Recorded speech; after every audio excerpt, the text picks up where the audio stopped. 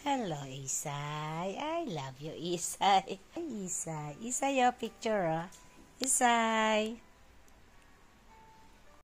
Talagang puyat itong si Isay. Kanina pa ito natulog. Kanina pang anong oras yung humiga dito? 1:00.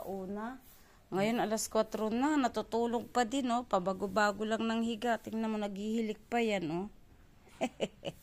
Isay, Isay. Ako kanina pa ako, Isay, gising. Ikaw, tulog na tulog pa rin, ha? Isay, ano yan, ha? Baka naglilihi ka na. Sus mio, Santissima, baka naglilihi na ang aking si Isay.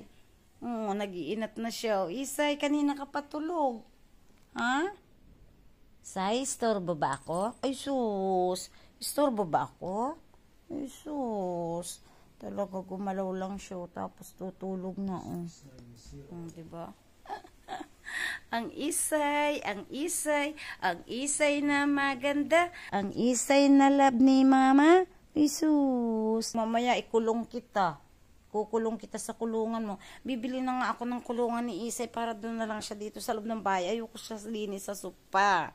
Oo, ayaw ko dito sa sopa. Baka sirain niya to. Kasi kanina nga nananaginip siguro. Kunukut-kut niya.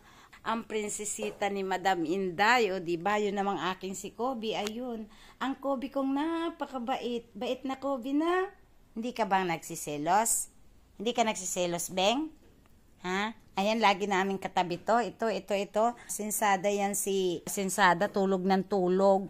Uy, trabaho ka naman. Isay.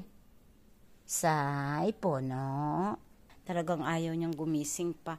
1:00, 2:00, 3:00, 4:00 na. 4:00 mahigit na.